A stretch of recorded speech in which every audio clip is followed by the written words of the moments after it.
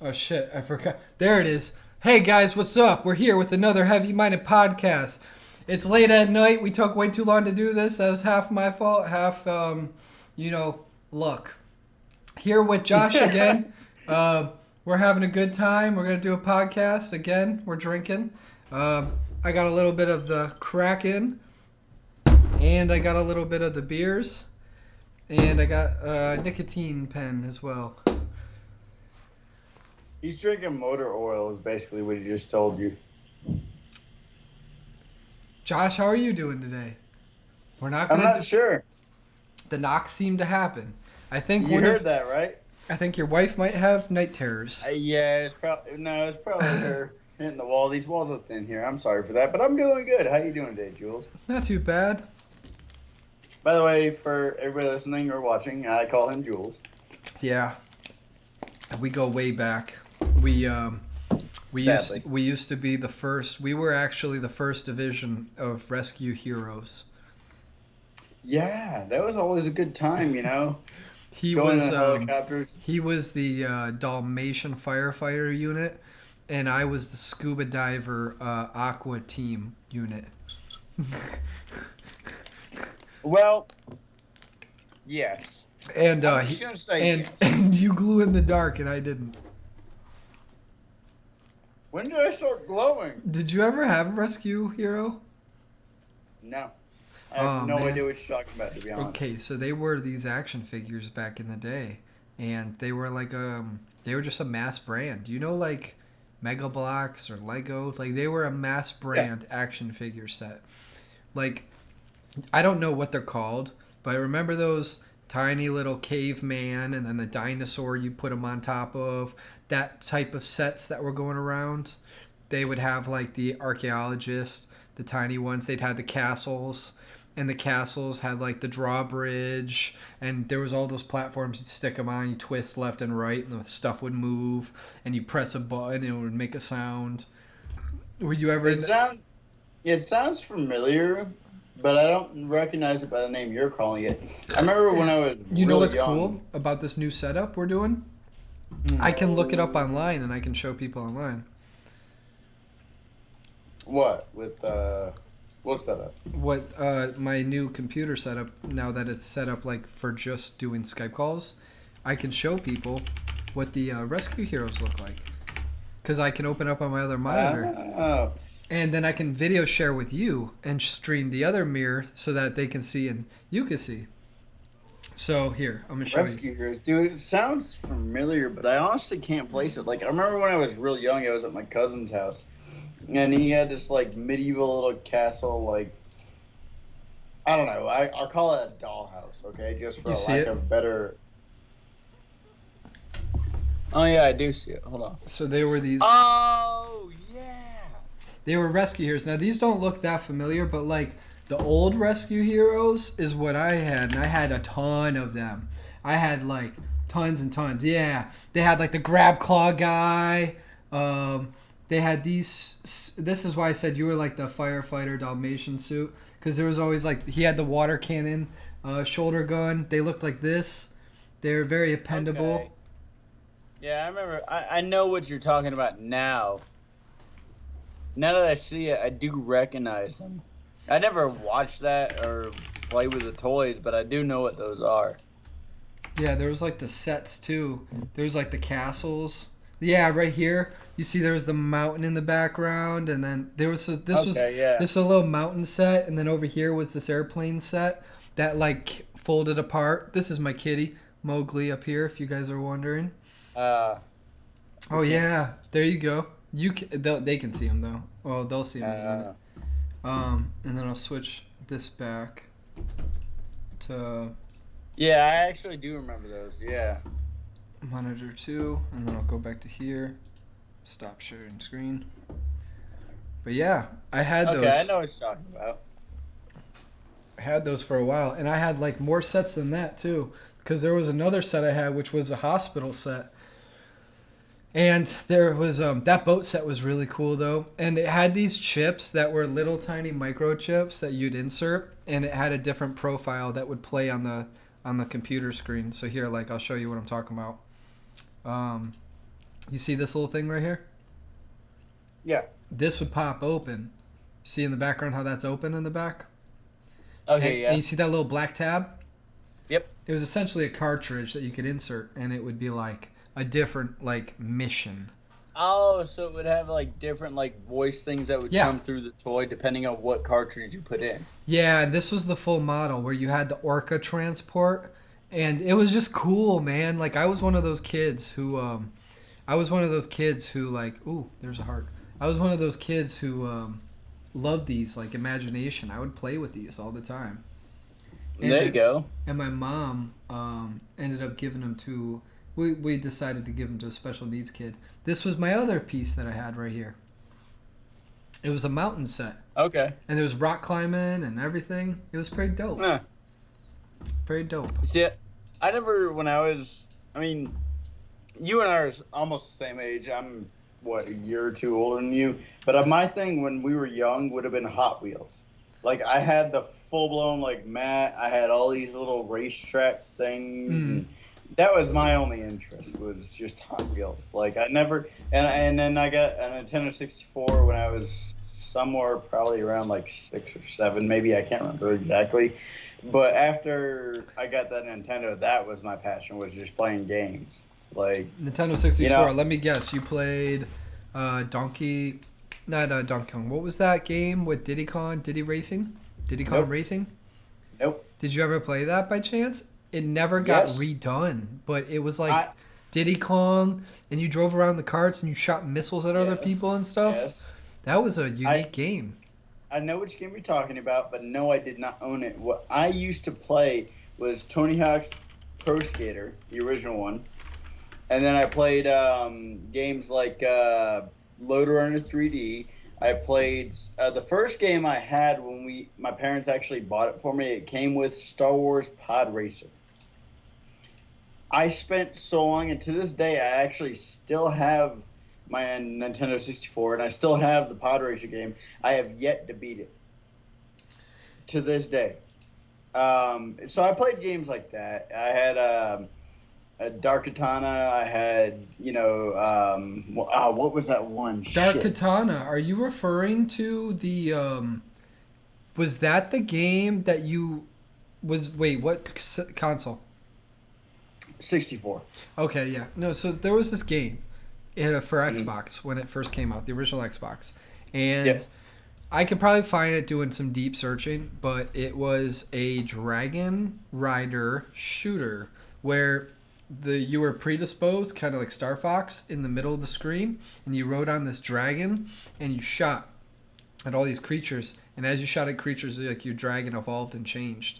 And it was a very cool game because it was essentially a cinematic movie where you just controlled this thing in the middle, and you went through all these like boss levels, like Star Fox, but it was just graphically enhanced. Gotcha. No, that's not what I'm talking about. Dark Katana was like, you're like, in like a Japanese anime kind of setting, you're like it's like you're in Japan, okay? You got all the Japanese style structures and things like that, and you're like some kind of ninja. It's a first person kind of fighting game. You ever play the game Turok? No. Like Turok 1, Turok 2, Seeds of Evil. I had those for the 64 as well. It's kind of a similar setup. It's really hard for me to explain because I still have the game, but I never got into Dark Katana. And there may be people out there who will listen to this and be able to rip me up in the comments for the name of the game. But, yeah, that's what I'm talking about. What you're talking about sounds fun, though. I never... It was a cool game, but it just... I think it got redone for Xbox 360, and that was it. It was a neat game, though. But it was one of those games that, like, back in the day, there was a ton of games where you bought them because they look cool. It didn't matter about what lineage or brand they were. Whereas nowadays, we're so saturated on video games. You're like, Haunted Monster House? I don't think I'm going to play that. But back in the day, it was like, I will play any game that I got. Right. Yeah, and you're totally right. Like, and so, I've told you about this. One of my buddies just sent me a Nintendo Switch, and I'm playing games on that. It's, Nintendo went from having great games to it's just kind of like in my Yeah, opinion. filler. Oh yeah, all filler. It's if you're playing online with friends, it's great. But if you're not doing that, it's just total crap. Have you ever played Tack Tack. for PlayStation? PlayStation 2? I can't say that I have, but it sounds familiar for some reason. Like I'm not gonna say I know what it is, but it does sound familiar. So, it was this video game back in the day. Oh Yeah. Where yeah, I just no, I've never power played it, but I do know what you're talking about. the power of Juju. Yes, Yo, and there I was never played it. Tack 2 and Tack 3, and this one was multiplayer right here. And these were gods up here, and it was a Yeah. very cool take on like this tribal game. But essentially, like, there was a lot of games like that back in the day that stood out that you don't really get nowadays. Like, you know what this kind of reminded me of was like Jack and Dexter. Yes, that was the game series that actually got me into playing video games. So I have the 64. I love sitting down and just playing my games. But with Jack and Daxter, I have every one of the series for PlayStation 2. I still have the games. I played through the first game, the original Jack and Daxter. I played probably about halfway through and stopped because it was too hard. Like I just wasn't used to playing games like that. And then later on down the road, like probably about 5, 6 years later, I actually started playing the other ones, beat them, and went back to the first one. And after about 15 years of not touching the first one, I finally beat it. And it was the coolest thing in the world because that was the game that actually got me into playing video games like I do now. Yeah, that game was really, really, really fun. I used to play it as a kid. I'm like right over here, real quick. Now you're good. My kitty is actually sitting over here. If you guys want to see. Kitty. Kitty. So I moved his little stand. Yeah, no, Jack and Daxter was my shit, dude. I think I played Jack 3, and I beat that one all the way through. That was the first one I ever beat all the way through. Didn't play Jack 2 at that point. Went back, played Jack 2, beat it, and then I went back and played the very first Jack and Daxter game. And I know they have, like, now they have the Jack X Racing, and then they also have the Jack and Daxter Final Frontier or whatever that one was, where you're like flying little spacecrafts around. I think I played to Jack and Dexter 3 and then I stopped. But it was a very deep and involved game. You know, same thing with Crash Bandicoots. The Crash Bandicoots are very fun too. It was. Or like the Ratchet and Clank series. I never got to play those. The first one I played with that was Ratchet and Clank Up Your Arsenal. Have you ever played that Raccoon? The Raccoon. Oh. What's it called? Yeah. I had all of them. 1, 2, and 3. Sly Cooper. Oh my god, dude, the writing in that fucking game. Oh my god. That shit was good, dude. My god.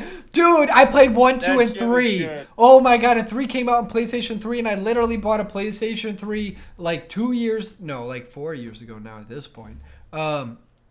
Just so I could play that one game. And it was incredible because it was, if you don't know, it's about this raccoon. It's okay, so it's a video game, started on PlayStation 2, I believe.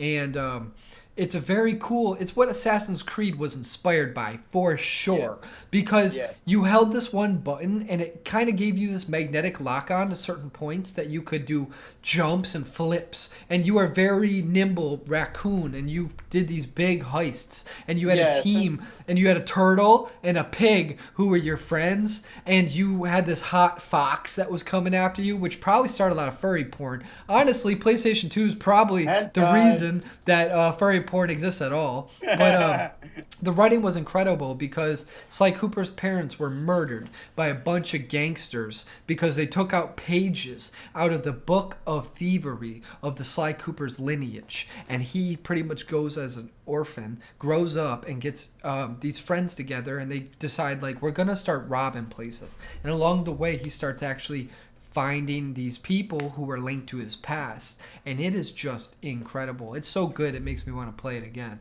Like, that makes me want to play it again instantly. Like, that's an amazing game. It's a good game, and what Jules is talking about is, as far as like the magnetic grip on getting onto the, grabbing onto buildings and shit. Excuse me, I'm kind of tired. It's like a parkour style, which is what Assassin's Creed brought to the open world movement for games. And it wasn't about combat either. There was combat in the game, but it was more about avoiding combat at most. Especially like the Spider City scene where there would be the gigantic bodyguards walking through the streets, and you didn't want to screw with them because they would alert an alarm that would trigger everybody, and then it's game over. So you got to hide underneath this car, wait for them to go by, and the music gets really quiet, and you hear yourself sneaking, going boom, boom, boom, boom, boom, boom. Yeah, it's a puzzle game. Yeah, 100%. And it doesn't treat you like you're stupid either. It's a vision. That's what it was. They were visions. They saw what they wanted. Like nowadays, we got how many shooting games that are rewashed and rebranded? But you know what I mean. But like Sly Cooper, someone saw Sly Cooper and they wanted to make that. That was somebody's vision. That wasn't like, hey, let's make a Fortnite, or hey, let's make a new Legend of Zelda. Like Legend of Zelda, the original one, not even original 4, like, that's a vision that's like not creatable, you know what I mean? And that you can really tell. You can really tell. And those games always allow for replayability because after years and years you want to go back.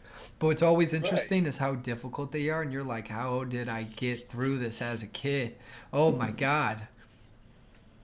See, my thing with playing old games was, especially when I was young, when I first got my 64, like we originally started talking about, I never really got into games. Like I had Tony Hawk Pro Skater, I had, all these simple games that were easy, and then I started getting into the Jak and Daxter series when I got my first PS2, and I had to spend probably the next 10 years just playing different games before I could go back to the ones I used to play.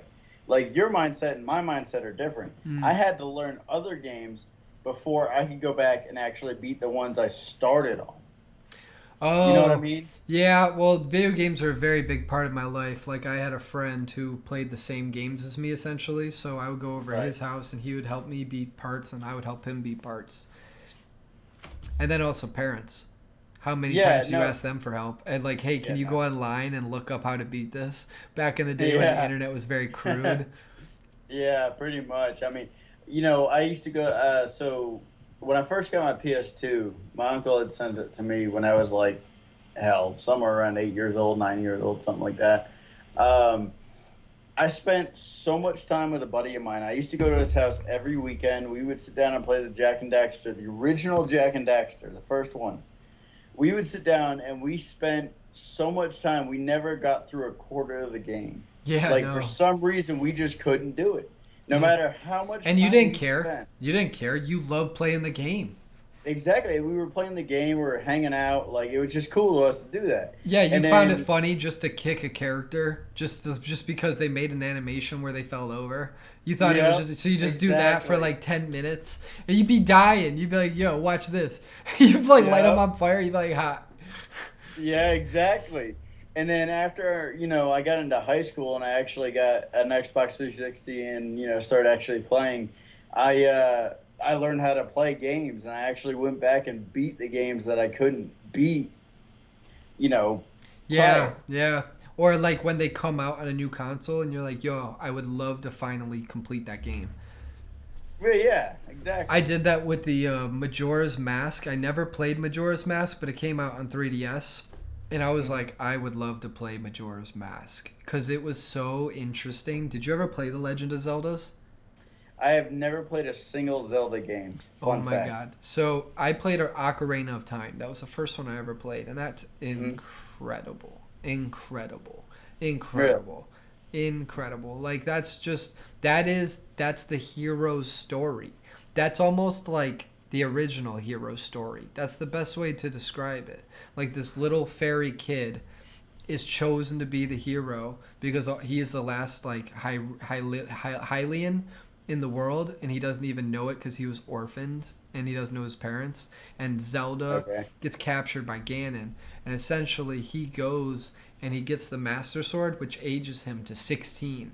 And he's originally only like 9 years old or 8 years old. So he takes on maturity at a young age to be able to fight these demons. And when he does turn to 16, the world ages with him, and Ganon rules the world, so everyone's dead for the most part. So you're now in this new world, and you pretty much go back and forth, and it adds very, I'm not going to do this, but it's a very good story, long story short. Majora's Mask was interesting take on it, because Majora's Mask seemed a lot more difficult, because you only had like 48 hours, and that was it. And as you're playing, there's a clock that's ticking down, and you always are watching this clock, and then the game will do a cinematic, and it'll go ding, ding, and it's because there's this moon in the sky, and it's coming to collide with the earth, and you got to learn and get to the certain point in this game so that you can rewind time over and over and over, so you can keep progressing through the game. It sounds interesting. Like, just getting the Switch, I can get all the Zelda games, and I actually was talking to Breath of the Jen Wild about is very fun. Breath of the Wild is very fun.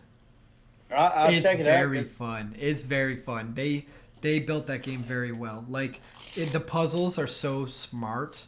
You know how like most games are like, hey, carry this big orb and place it in this hole, and that'll activate this switch, and then put this block next to this block so the electrical current travels through it and turns on this.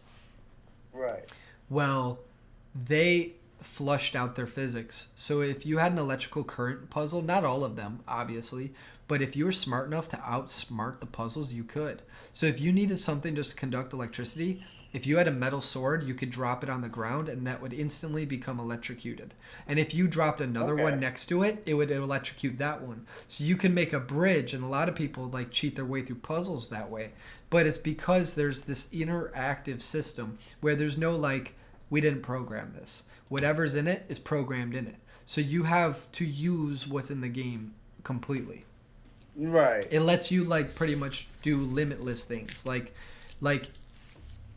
you could like it's just pretty cool because like for example, if you wanted to attack a giant and you were in the middle of a storm, you should throw a metal shield or sword at them because it'll go zzz, zzz, zzz, zzz, and then lightning will strike, and if you throw the sword at them and lightning strikes down, it'll hit them. So you can use the weather physics in the game to attack different creatures. But that's the cool thing about it, is that you can literally use its own physics against everything.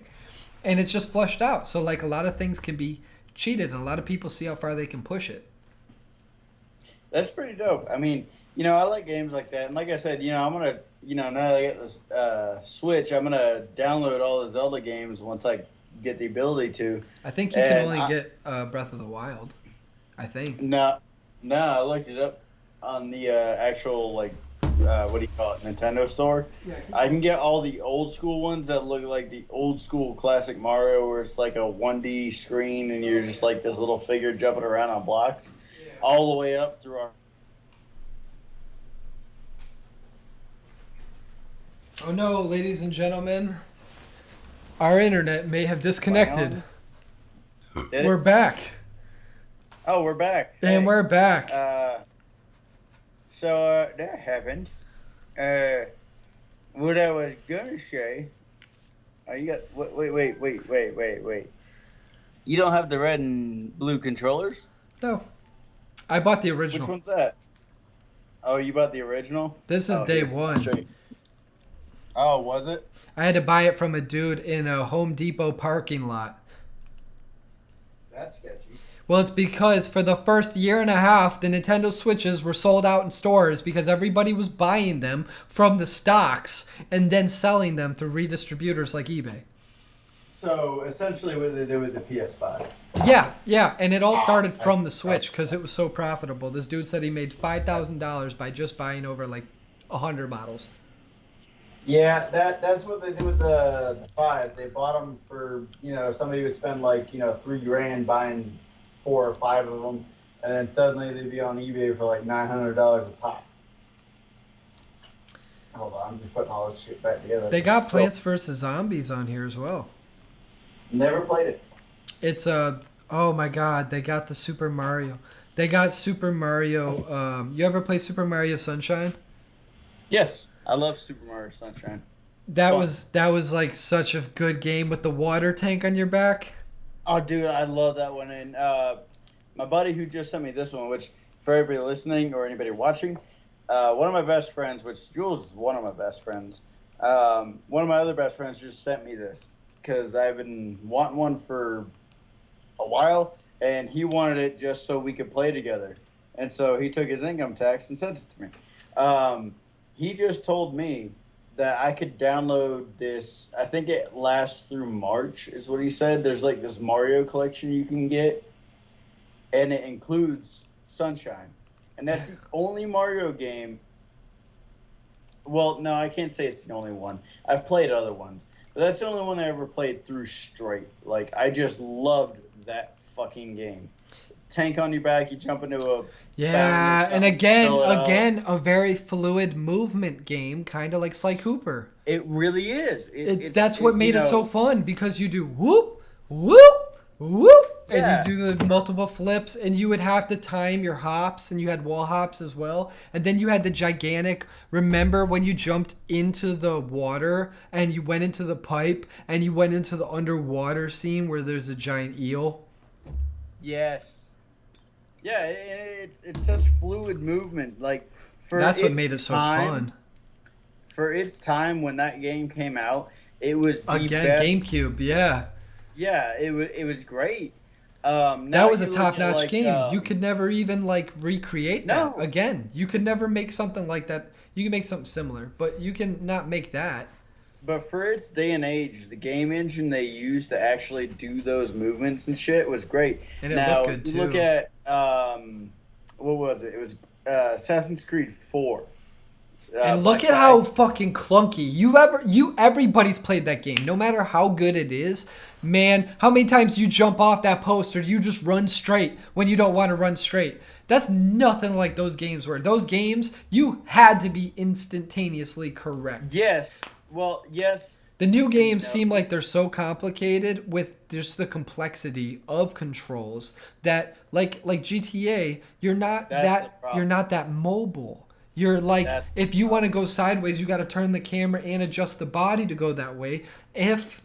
Unless the developers really thought through or wanted that to be a fluent thing, which a lot of people don't, because you're really looking for other things in games now. But those games were heavily supportive on just the fluent movement because they didn't have very much graphical. That's what it is. They didn't have very much graphical capabilities back in the day, so they had to deliver. Yes. And so I have a video game. I have it for the Xbox One. Just the Xbox One, not the Xbox One S or anything fancy like that. It's MX vs. ATV Unleashed. Or no, it's not even that one. Is it? I think it is. So riding the dirt bikes on that game, there's so much you have to put into, like, there's so many different ways to do certain moves. Mm-hmm. It kind of takes away from the game. Yeah, no, I get it. I mean? I get what you mean. It is more realistic, but it's not more fun. Exactly. Like, if I want to go out and I want to do all that shit, like, where I take a dirt bike and I hit a jump, if I want to hit the front brake or the rear brake to kind of lead me back, or hit the throttle to lead me forward, or whatever I want to do. Like, if I'm doing it in real life, I know how to do that shit. And I might have that reversed. I'm also have to drink. Yeah, exactly. Exactly. In real life, it's totally different and you're in control. Yes. Why would we want to do that in a video game? Make it simple and work well enough so that essentially I feel like a great driver trying very little to play the game, so that when you add the actual elements into the game, that becomes the thing that I focus upon. Exactly. And so, what I'm saying is, that damn game. I tried starting to learn to ride the dirt bikes and all that shit. I have not even gotten past tutorials Yeah. because there's so much into it that I lost interest. Yeah, I yeah, yeah. really did. No, I I get that. straight up lost interest. But wouldn't it be and obviously there's people out there that like games like that. It's just for us, wouldn't it be nicer if they just kind of made the controls so easy that right triggers go, you're just already like almost aim assist but with driving, but then make the Yeah. game fun. Like, I don't need to have to dedicate a ton of time to get a satisfaction that I'm the only one who decided to push past the tutorials to learn how to fucking go around a corner Ow. without colliding in a wall. Maybe make it so that drifting's super easy, the car's super controllable, there's more controllable and better cars after that, and then there's jumps and interactions in the game that make it fun. Don't make me get so slowed down in the beginning from the complicated nature because you're trying to show off that you just lose interest of the whole entire game. So like I got so with Forza, I started playing Forza. I think I played the first Forza game I played was Horizon 3, and I fell in love with that game. And I also have Horizon 2, Horizon 1. I bought all the other ones, and I played all of them through.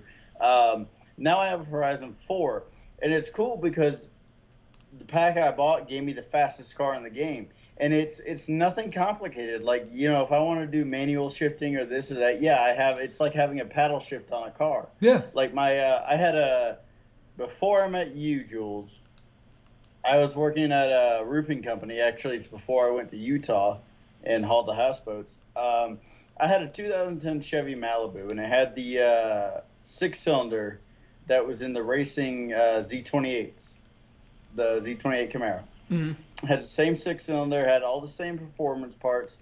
I had paddle shifters on the cars. Like, when you put it in drive, it was only set to like 210. It was about 210 horsepower for my wife because she doesn't like fast cars. She doesn't drive like I do. Like me, I'm used to that shit. But when you put it in manual mode, it went over.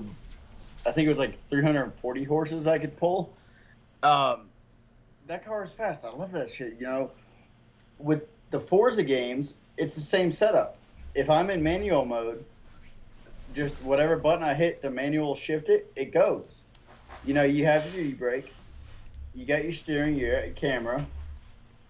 But if you go to this dirt bike game, you don't have any of that. The camera just follows you. You got your Perfect example. voice. Perfect example. Trails. You mean Trials? Trials, sorry. Yes, of course. Trials. Yeah. Well, perfect example. Okay. It already gives you the controls. All you got to do is worry about you tilting left and right. Yes, but what's fun about the game is the game, not the fucking controls. Exactly. So I just for my wife's birthday that just passed in February, I bought my mom and I went to the store and I had found they had like this clearance section of games. So I bought her Just Dance like 2019, whatever, Just Dance Revolution 2019, and then the entire Harry Potter. I said Harry Potter. Harry Potter Lego collection, and then it was a buy two get one free. So I bought her those two games, and I bought the Trials Rising. Dude, I've been binging that game for the last like 2 months. It's fun. So much fun. It's so cool because it's exactly what we're talking about. It's so basic. You know what I mean? Yo, do you still have No Man's Sky? Yes.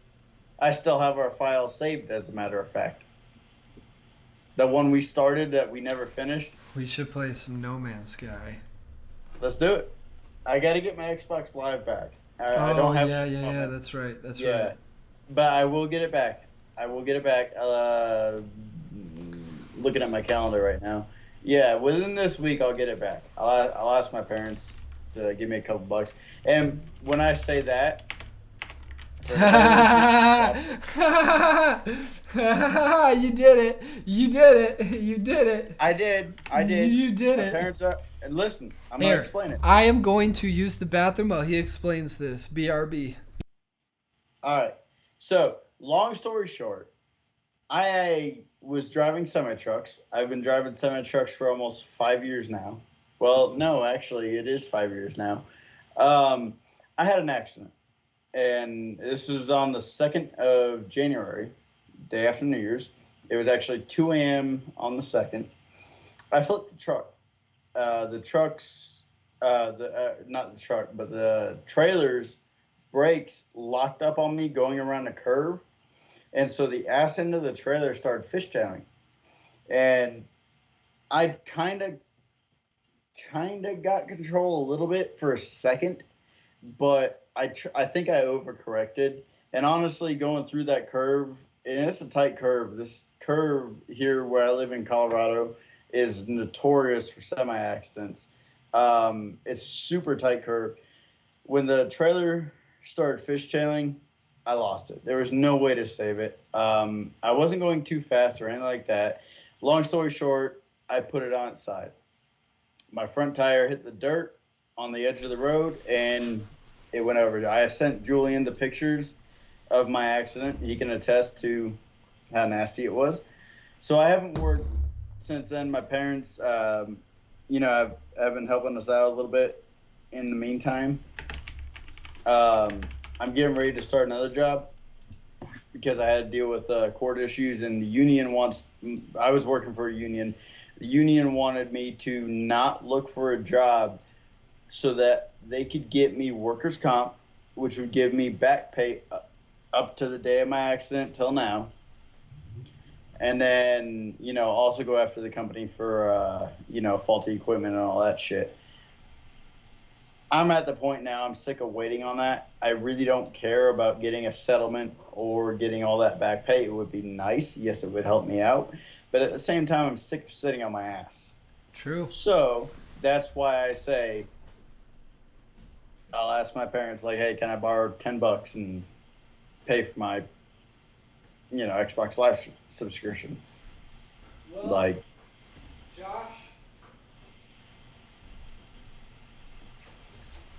Josh. Yo. I don't know if I should probably plug in my Xbox and see if I got it updated.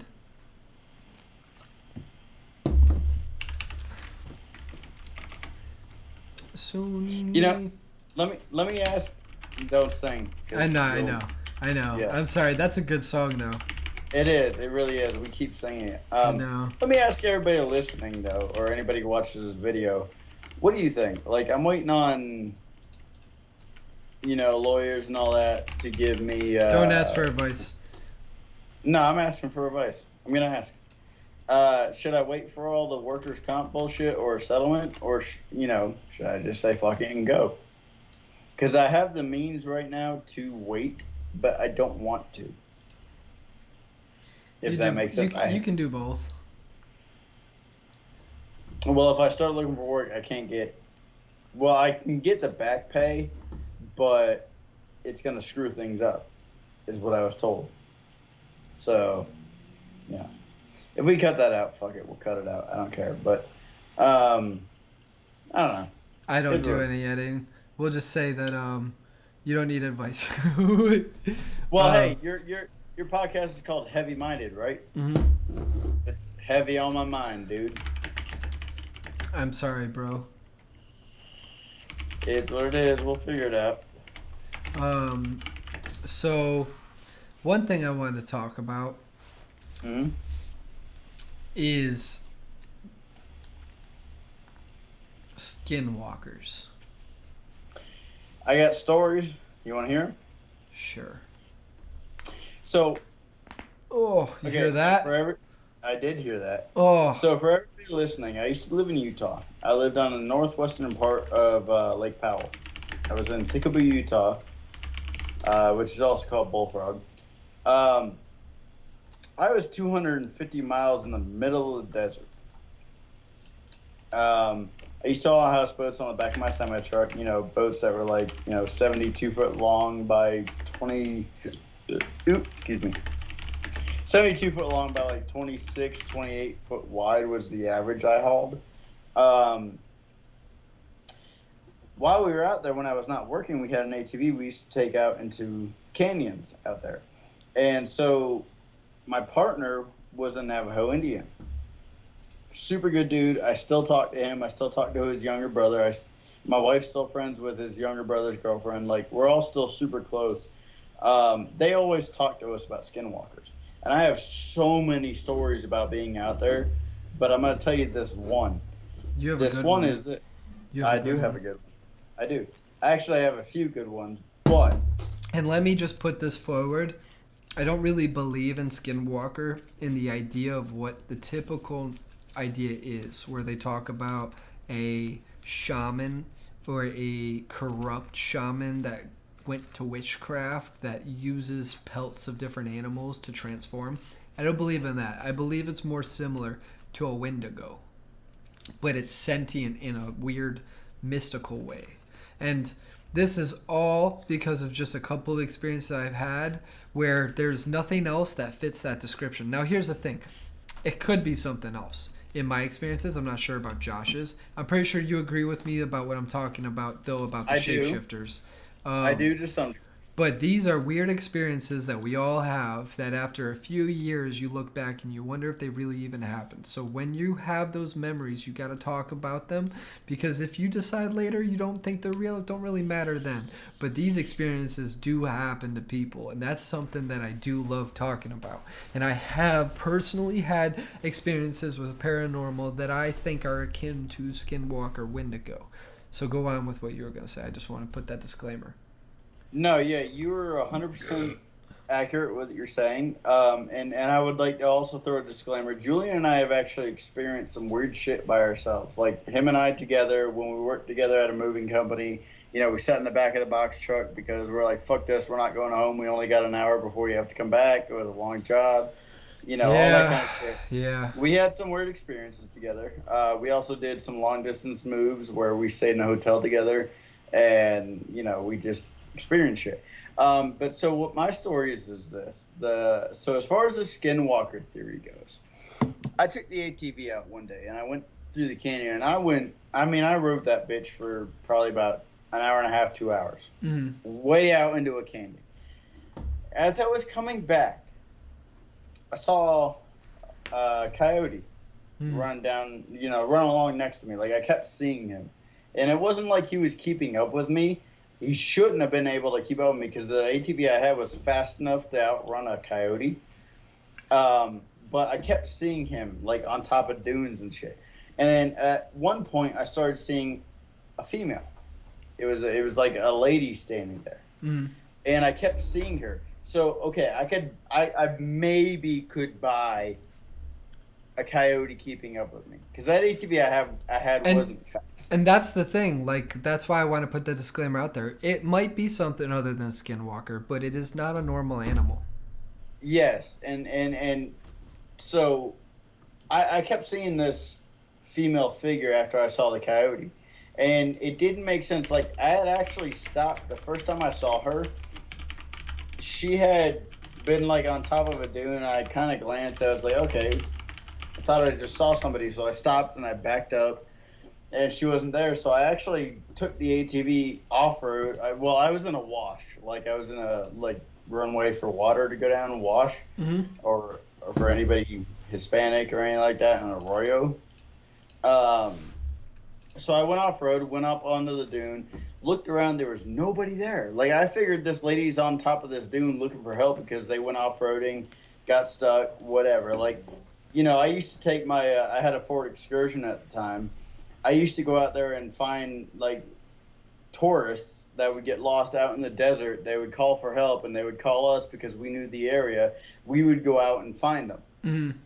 And I had a truck at the time, or not a truck, SUV, whatever you want to call it. The Ford Excursion would go, like, that thing never got stuck. Like, I could take it anywhere out into the desert and be fine. So I used to go find people. So that's what I thought was happening. It was like, maybe there's a tourist lost or stuck. Maybe they need help. Didn't see anything around me. Like, I was high enough up to look around and be like, okay, there's nobody out here. So I started going back down the wash, and I kept seeing her. And I checked like 2 or 3 more times. Like, I actually pulled off the wash, went up to the dune, checked again because maybe she had walked off and I didn't see her, and somehow she got further down the trail. You know what I mean? It happened to me probably about 5 or 6 times in that ride. Um, if you want to go, here's an interesting one. Here's one I want to talk to you about, Jules. Um, this has to do with something maybe not, skinwalker or like spirits or anything. I think it's more alien, which you and I have had way too many conversations about You this. know, man, let's put a disclaimer out real quick because a lot of people Yeah, like to jump on a yeah, bandwagon and like to throw a lot of hate. Like the second you start talking about anything paranormal, people are like, whoa, now they're talking about this. So, okay, I'm going to click off now. yeah. Fuck this. You can believe what you want to believe, and we get to believe what we want to believe, and it's less about unless we're talking about experience. When we're talking about the existence of these things, it's less about the reality of the proof and more about the possibility of the reality, and knowing that just the possibility causes an infinite capability of predictability and possibility that it will occur is more so what we like to talk about. And like I like to Yeah, play around with the idea that like maybe we don't know everything about everything. Like maybe there is some form of creature that could cross the lines between sentient and also animal that we don't understand, and maybe that creature, or maybe there's dimensions that layer over naturally onto earth which cause different animals of different abilities to cross over. And it's really not different abilities. If you were within their dimension it would be normal, but I just leave it open to the possibility that it's even capable anyway. We go on. no, no, I agree with everything Jules just said. I know there's people out there that are gonna, And you don't gotta get mad. believe what we believe. And honestly, a lot of our stuff kind of does sound like bullshit when we talk about it. But there are some real things that happen, and everybody does have weird shit that happens to them that they can't explain. And we're not talking about normal stuff. And even if we were, the idea is mostly to talk about it and generate ideas about it and just think about it. Because it is Exactly. possible. The fact that we are existing is crazy enough. I mean, you're a ghost running a skeleton covered in meat that thinks it's a person in control of its life when it's literally been thrown at everything. And not only that, you're standing on a rock that's falling through space and time, surrounding a fireball that every single year goes farther and farther away in an infinite galaxy of an infinite universe that we think might go on forever, that might have multiple dimensions that layer over each other. And you're going to tell me that you think a ghost or a skinwalker is impossible? Oh, by the way, let's not forget the black hole that's coming close to us every year. String theory should help us out, though. And you know what? I believe it's because I have a theory. I think the universe is a liquid crystal. I think it has specific, because a crystal, by definition, is a structure with aligned particles. So aligned particles, specific aligned pathways, where it looks like it's non-random. So a liquid crystal is just like Kevlar. Where are you going? Yep. Take a leap. I'll be right back. Okay, I'll keep talking. Keep talking. Yeah, keep talking. So long story short, if anybody knows about string theory, which I don't know a whole lot about string theory, but I do like to take my minimal knowledge about anything I talk about and try to attach it to other ideas. Ignorance is bliss and ideas are cool. But long story short, string theory, from what I was able to understand about it, was a concept around black holes and about wormholes or black holes, about how they exist everywhere and they constantly pop up. And theoretically, they should rip apart time and space whenever they do, but they don't. And there's almost this field they theorize that protects it.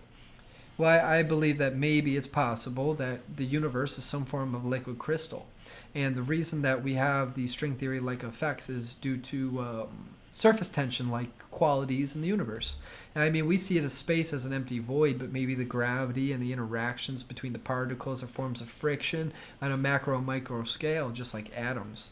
We really don't know. We could be living on a planet, and the planets could really be the building blocks of the atomic structures of the multicellular or singular cellular organisms of the fourth and fifth dimension. The idea is just we don't know, and I think it's very interesting to theorize on it. But getting back to skinwalkers, I think you got a story. Yeah, you went off on an entire tangent. I still have my story to complete, but I would like to say this on the string theory. What I understand the string theory is this: if you imagine a piece of string, right, just stretched out between your fingers. For anybody watching, you can see this. For anybody at home, just imagine you put a piece of string between your fingers. Every time say we invented time travel, okay? Every time you were to go from one point to another. Say you were like in like the year 2000 and you jump to 2010. That creates another strand, which is a separate string. Okay, so you can't affect what happened already on the original string. Because the new timeline diverges. Yes, it creates a new timeline. Whereas theoretically, this shouldn't happen. And why does the universe allow for an alternative timeline? And that theory has promoted multiverse theory, which Stephen Hawking believes has to be true. Yes, because that creates alternate dimensions as well as alternate universes, which is kind of the same thing anyway. But, you know. And the thing is, if you can think it exists, it will exist at one point. So if a skinwalker doesn't exist, it will exist at one point. Maybe not on this planet, but on a different planet. It will exist, and there will be a lot of them. And it'll exist in every fashion and form that you can imagine. Well, that's going into the whole string theory thing that I was explaining. Is because, yeah, it may not exist on the string between your fingers. However, at one point, there is going to be a divergence where you have another alternate string, which is also called, what do they call it? Mirror universe? Mirror reality. Just another dimension. There's going to be another dimension that may mirror parallel universes. Parallel, yeah. Okay, we'll go with parallel. That makes more sense. It's going to parallel our own string between our own two fingers, but it will have that specific thing change in it. Yeah. Yeah, that change. Yeah, let's say it's change. So yeah, let's diverge from diverging. Yeah, diverge from diverging. Let's go back to the whole alien thing because and again I know people. The skinwalker thing. Skinwalker thing. No. Remember I had explained my story and then I was gonna bring up the whole alien thing because I have another story about being out in Utah. So, me and the guy that I used to work with, he was, again, a Navajo Indian, we had gone, so where we lived was on the property we worked on. Like, we actually had, trailer homes. And so we had gone onto the backside. There was a butte. We had climbed up it. I had my AR-15, with a night scope. And he had no, I don't think he had anything.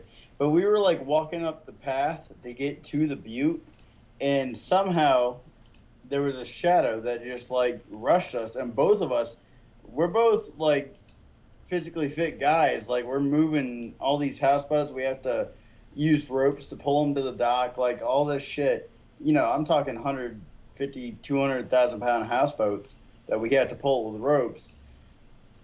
Knocked us on our asses. Whatever that shadow was, knocked us on our asses. Mm-hmm. Straight up. And so we get up to the top of this butte. And about a mile across from where we were standing, it was about a mile. About a mile. A little over, maybe. There was it was another butte. And the only way you would ever get a vehicle up there or a building up there would be to, take a helicopter and, land it up there. You know what I mean? Mm.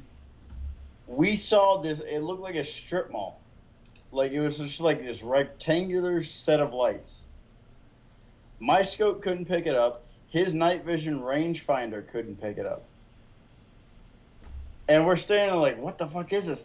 And suddenly it just disappears. Mm-hmm. And I'm going to say, and I know people are going to say this is crazy, but I swear to God, I will get my buddy Vess on here, which is the guy I worked with. I swear to God, I'll get him on another podcast and get That'll settle it. That'll settle it. That'll put it to rest. I don't give a fuck. People can say what they want, but he had the same experience I did. Is that light strip went away, and then suddenly all we saw was this I don't know, a little ball of light that just shot up. Heroin? Fucking thing. I feel like we're about to lose connection again, by the way, because I'm seriously lagging with you. Well, so we're approaching about an hour, so we can wrap it up now anyway. Yeah, I'll give you one more good one. I was laying in my backyard in Florida, Jen's mom's house, which Jules knows who Jen is, my wife. We were laying in her backyard, and we seen, you know what a chevron is, right? The sergeant symbol. Yeah. Yeah. So we saw. It was probably about 10. I'd say 8 to 10 of them. It looked like it was like a white arrow. Each one was like a white arrow in the shape of a chevron. There were about 10 of them that flew straight over the house, like tree top level. And we saw it about 3 or 4 more times that night. And we were just sitting in the yard, no fire going, because you've been over to the house when we had fires going and bonfires and all that shit. Mm-hmm. I mean, yeah, weird shit happens. Anyways, we need to end this because I'm rambling. No, you're good, man. Sorry, guys. I don't want to rush it either, though. I got like a cool story I could go into, but I'm afraid about the internet.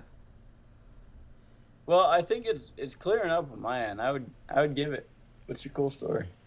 All right, shit. Let me grab a beer. All right, it's going.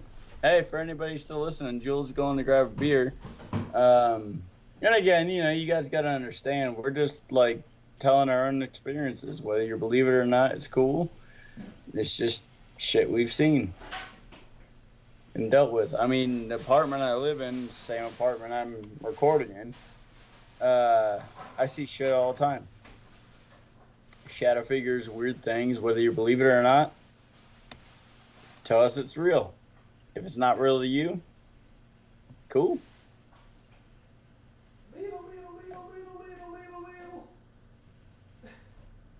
Little Lee, I think is.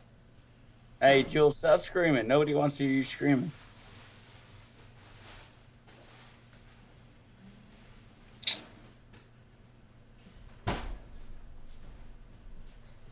I'm sorry, the Hollering Bandit was in my apartment.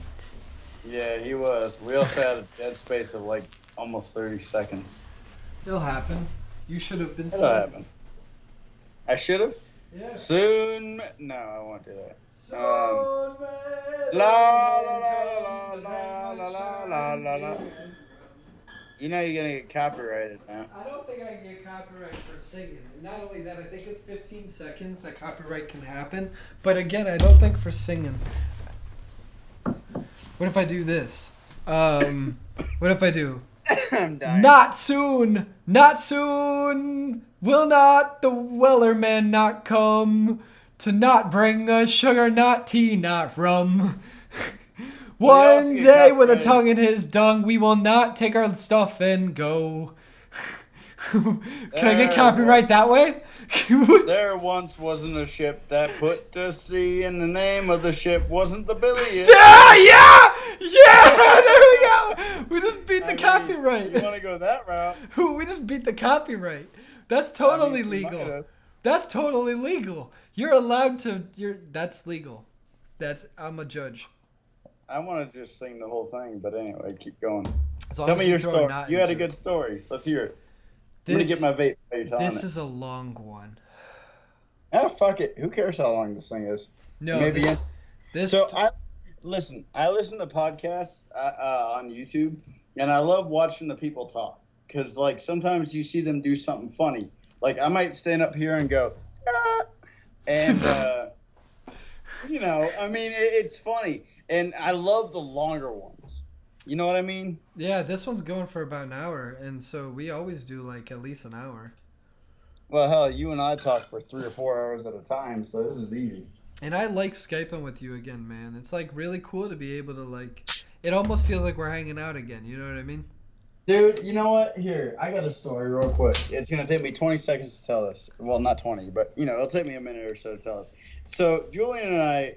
This dude's one of my best friends. Like, this guy is straight up one of my best friends. I remember the day you first looked at me and went, "You're my best friend." We were also super drunk at that time, and I was driving your car home. You were not drunk. I was drunk. I was very drunk. Wasn't that the day we went to McDonald's and? Yeah, I was like, I need to puke, and you were like, "Open the door, go ahead and puke," and I was like, "Okay." And I opened the door. Yeah. Like, I went. I had the door. I was like, so, ah! Yeah. So and I was like, I feel better. Work. I at the time I was. Wait. No, I think I rode in with Dustin or something, and I was riding home with you, and we had drank way too much at Rendezvous. Yeah. Which, if anybody ever goes to San Augustine, Florida, look up the pub called Rendezvous. It's a very good, very, very good pub. They have over 300 beers from around the world. The bartenders are super nice. They have great food. Here's a plug for you, Rendezvous. Just saying. Wexford Irish Cream. Dopest beer I have ever drank in my life. That is the top beer I have ever had. Yeah, for sure. That's the one Julian and I, every time we went there, first beer we had, and the girls who worked there knew us. Yeah. And every time we went there, they would just like automatically grab us fucking Wexfords. We'd always get a Wexford first, and it was so palatable, and it was just so good. And like that beer, like all beers taste like shit compared to Wexford. That's just bottom line. They really do, and they That's have the just original bottom line. version. Like if you go to Total Wine, which I've got one about 15 minutes from me, if I go there and get the Wexford there, it tastes like shit. It tastes. Oh my god, dude! Like they would get they would get the original version or whatever it is. Like they had the best one.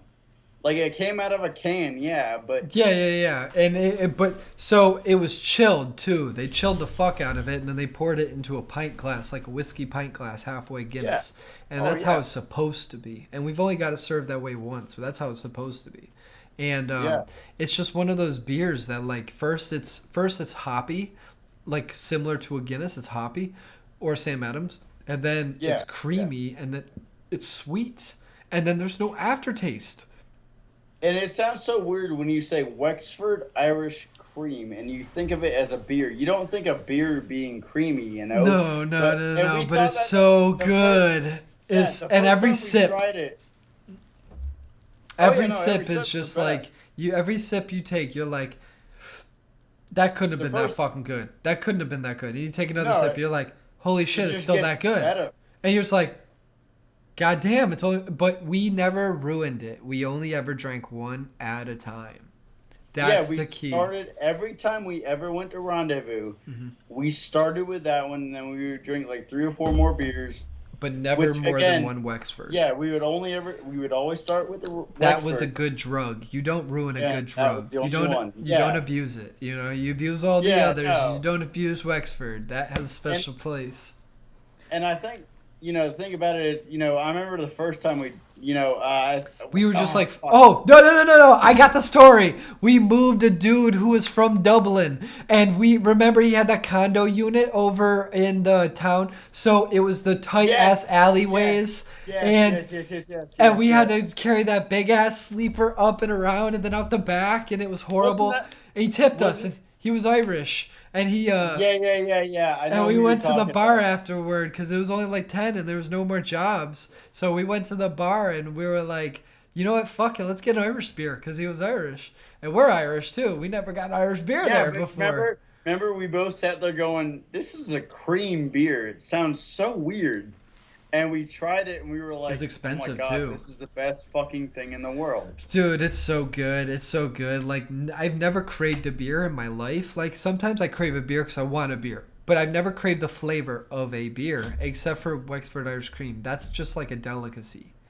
So, I moved up. And the way the bubbles, you ever see how the bubbles all perfectly align around the sides of the glass? Like it's a perfectly procured beer. There's no impurities within it. Like you could pour a cheap beer like Bud Light or Steel Reserve or something like that. You could pour it perfectly and you'll get that same effect. But when you pour the Wexford, it just happens. Yeah, like, it doesn't matter how you pour it. It just happens. And it's the honeycomb, perfect bubble structure. And you're like, that's a perfect beer. I don't know what they did in it, but there's no aftertaste. You don't get that shit stuck in the back of your throat where you're like, that's hops. You don't get that. No, you just get that like it's almost like you have a quick high and then you go back and you're like, it wasn't that good, was it? Like, it was that good? And you sip it, you're like, it was that good, but it can't be that good this time. I'm overthinking. And you tip it, and you're like, Jesus Christ, it's that good. Fuck, it was that good. It's like drinking. Damn. It's like, imagine a species evolving with a certain type of plant or liquid and then being separated from that for thousands of years and then one day reunited. You don't know why, but you are symbiotic with this drink. Oh no, dude, that shit was the best. But going back to our story, what was our story originally? It was Skinwalkers. And I had a whole no. story. You had a story. I was gonna tell something quickly. Brought up the rendezvous. I went in and I said, fuck, I'll go grab a beer. So I'll tell my story. I'll just start telling my story about the Yeah, Skinwalker. story. We're poor podcast hosts, by the way. Yeah, don't even. Yeah, you're seeing the real shit. I remember real quick. So Julian and I, the way we met, and we want to do more of these together. Like Jules and I have. I mean, fuck, dude. How many times we talked on the phone for over 3 hours? Like, it happens consistently, like weekly. Like that shit happens. This dude's one of my best friends. I don't remember where it was going, but long story short, go ahead. I'm gonna quit. Okay. While I'm ahead. Hi, I'm Josh. So this all started. My experience has to do with when I was living in Palm Coast, and my brother.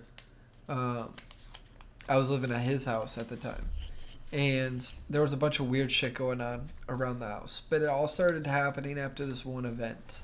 And this one time, me and my buddy, we were going to go walk through these trails, and we were looking for some trails. And I was like, I think I saw some trails near the house, up a couple streets. So we drove over to there. We're walking over, and it's like a power grid, like a halfway power grid. It's got a couple like Teslas, like coils, you know, like it's got a couple electric boxes and stuff, power units, and what are they called? The junction boxes. Yeah. But it's, you know, it's all fenced off, and then right next to it's a path in the woods. And we get through there, and there's like this horrible smell, and like we don't know what it is at first. And then we get in the back there, and it's like, oh, I was the first one leading the way, and I saw, and I was like, you don't want to come back here. He's like, why? I was like, I know what the smell is. And I was like, there's a skinned dog back here. And I was like, there's like a dog's body completely skinned on the floor, and there's like maggots all over it. And its skin was like a video game cut out, and it was laid on this grass that was flattened out so that the sun could like cook it in the sun. And then as I looked to my right, there was this tall grass, and it had these pig's hooves sticking out of it. And I was like, yo, I need to get the fuck out of here. So you straight up walked into a ritual site. Dude, whatever the fuck it was. Yeah, and so, like, I don't know if maybe I attracted something after this, but, like, I got the heebie-jeebies. We walked out of there, and we were just hanging out near the spot right there, because back in the day, we were vaping, and we just felt like someone was watching us. And I swear to God, I heard something. But long story short, get to my house, weird shit starts happening. Like, one night I'm laying in bed, and I hear the window go ding. And it was not something you could write off. So I was like, okay, I'm just going to roll over and go to bed, because what am I really going to do about it anyway? If it really was something, I'm just going to roll over and go to bed. You know what I mean? Yeah. Realistically, unless that window shatters, I'm going to hop up and sprint out that door like a linebacker. You know what I mean? But you're not like me. I keep a shotgun behind my bed. Like... I sleep with the 40 tuck in my pajamas. Oh. No, you don't. Anyway, so I'm sitting on the back porch, and after work, I'd like to go out on the back porch and relax and vape and, you know, drink a beer or two. And I'm sitting on the back porch, and I just automatically get paranoid. Like, really paranoid. Like, someone's watching me. Like, all of a sudden, my heart's like... And, you know, your heightened senses get kicked in. You're like, did I hear something? You know what I mean? You're not sure, but you're tuned in. Yeah. I think you told me this story before. Yeah, no, I probably did. But I'm going to tell it for the podcast. Mm-hmm. So I'm, like, packing up my stuff. And then I don't see anything. That's the thing. I don't see anything, but it sounds like something jumps onto the roof and kicks into the screen. Of course, we're in Florida. There's screens on the porches so that no bugs get in. It sounds like something's leg dropped and kicked the screen while it was trying to climb on the roof, and you heard the dump, dump, dump, dump, dump up on the roof. I was like, yo, what the fuck was that? I got inside my fucking house as quick as possible, locked the door. I'm like, I didn't see anything. That's the fucked up part. It sounded like it happened right in front of me, but I didn't see anything. And it was dark out, but I could see at least 15, 20 feet in front of me. But then, so more weird stuff starts happening. Again, going back to the whole, I don't know if it's a skinwalker, because it's weird, regardless of it. But in the back, there was, so I was like, I see a flashlight in the back of the backyard.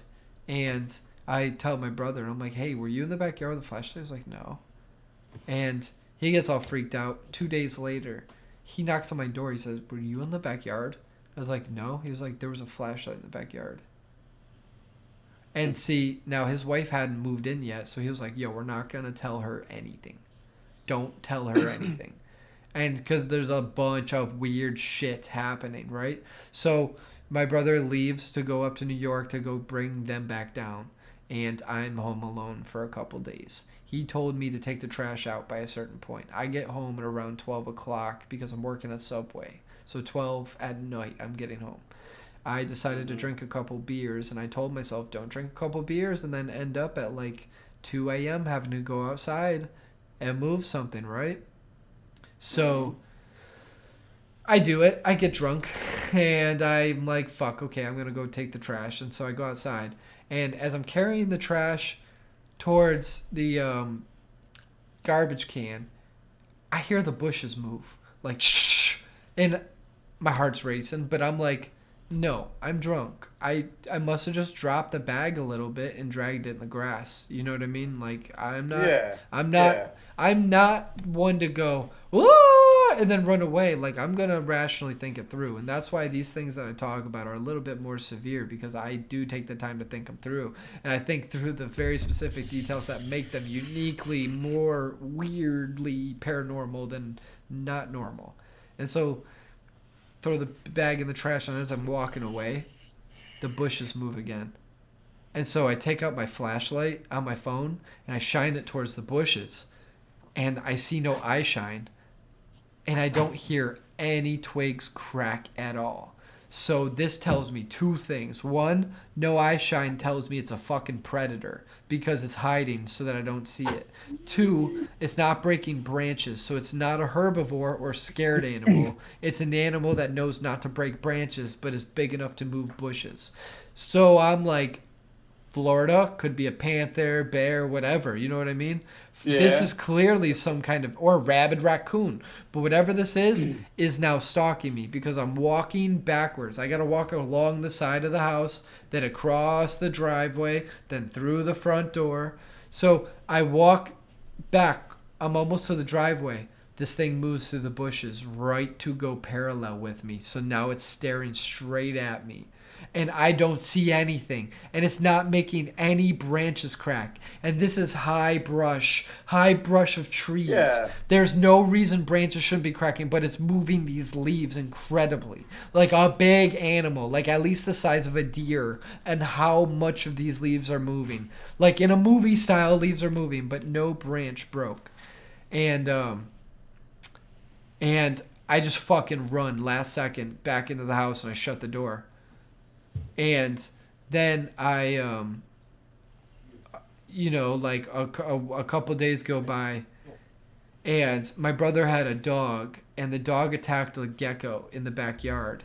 And so we decided to, I dabbed up its eye. It was bleeding. I dabbed it up with a towel. Its foot was all mangled up, so I super glued it into a paddle so that it could walk again. And we were going to make it a little habitat so that it could heal itself and get back to normal. And we went over to the bushes on the side of the house, and it was broad daylight, and we went to go pick out grass and stuff. And we were like, my nephew was standing next to me. My nephew was like 4 years old, and he's standing right next to me, and the brush starts moving. And he looks up, and he says, "What's that?" Have you ever Because he heard? doesn't know to be scared or not.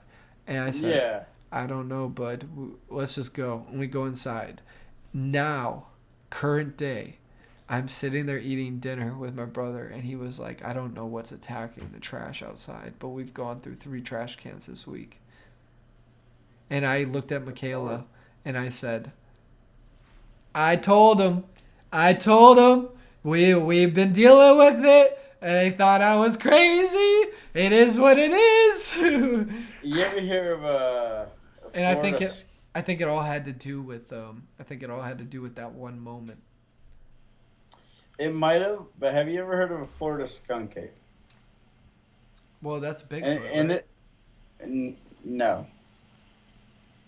Well, because Uh, Bigfoot smells really bad, that's why he got the term skunk ape. well, maybe, but I don't think the one that they call the Florida skunk ape assimilates to that. I think the one they call the Florida skunk ape was like they're supposed, like, look, I'm from Florida. You're not. I'm not, but Long I story feel like I short. could be. I feel like I could be from Florida. I fit in pretty well. There's a bunch of Uh, crazy people down here. They're fucking lunatics, but I Do fit me in a really well. favor and Google Florida man. Um, You definitely look more like a Florida man than I do, but I feel like I like the culture. I don't like the culture. Actually, the culture's horrible. I like the weather. no, no, I'm up here in Colorado. I could not go back into Florida. I Well, hate I'm the not gonna cold. lie. I hate The the cold. humidity, dude, the humidity alone I love kills it. me. I love it. You're It's good. fucked. It's good for my psoriasis, my dry skin, because the cold brings out my dry patches. UV light, it's just really good for you. And you produce vitamin D and serotonin from the amount of sunlight you get directly. And I am definitely one of those people who are directly enchanced with the sun. Like if I go more than like 3 days without getting direct sunlight, I start to feel like sick. And then I get this feeling like I need to go outside just to absorb sunlight. And we've You all know, felt it. Like when it's like 11, 10 a.m. and you're outside and you feel the wind on you and the sun on you, you start feeling energized. It's like the sun is giving you energy.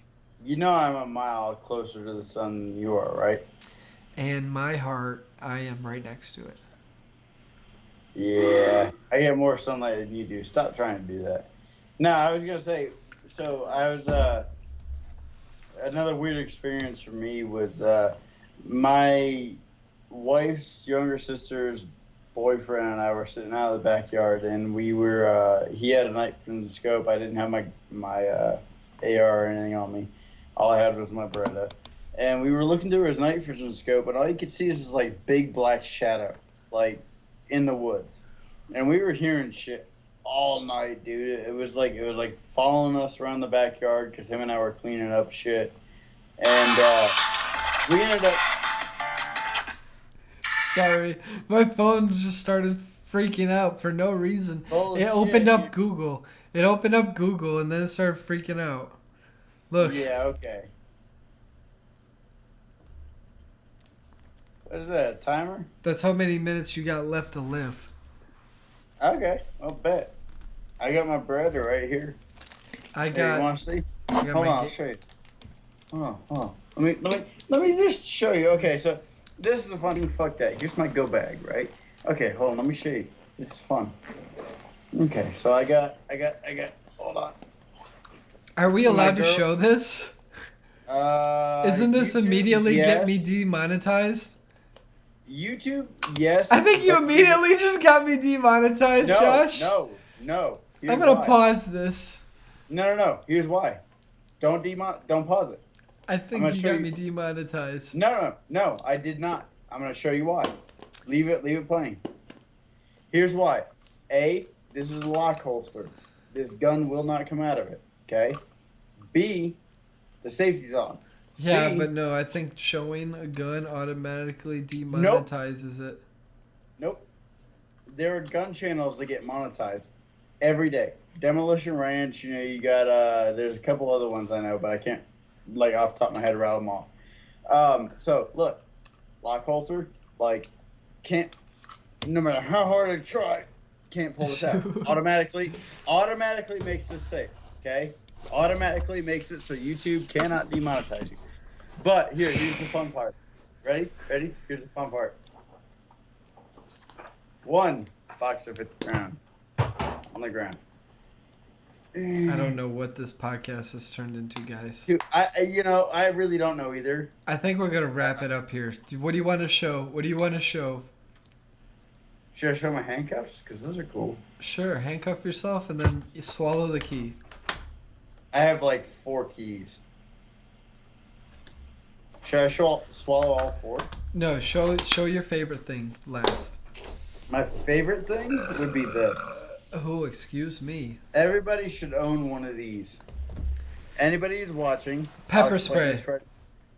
Does this look like pepper spray? Yeah, my pepper spray. Your pepper spray is like 1.5 inches in width. Anyways, now here we go. Well, that's fun. Lockpicks. Everybody should have lockpicks. Julian said something I like best in this bag. Well, here you go. Anybody who really wants to know what's in my go bag, I'll do a video. I'll have Julian link my page to your, or put my page in the description. Yeah, he's going to be linked in the go description from now on because he's got his own channel. So you guys check him out. Josh, what's your channel called? It's not up yet. Still working on it. So we're going to... So it won't be linked. Yeah, it won't be linked in this one. Julian and I are going to do more of these. So maybe within, let's say, next 2, we'll put a link and I'll do a video with my entire go bag. I mean, I've got, all kinds of shit. Survival blankets, his knife, fire starting kit. Like, I got all kinds of stupid shit. So it'll be fun. It'll be cool. Jules, once you go ahead and do us outro. I think you wanted me to cuff myself, though. All right, guys. While he's cuffing himself, don't really cuff yourself. There's no way for you to get out. Yeah. All right. Well, thank you for coming on, Josh. It's been a pleasure as always. Oh, yeah, for sure. And on that, I think we are going to be out of here. See you guys. You know what's funny? I can't get out.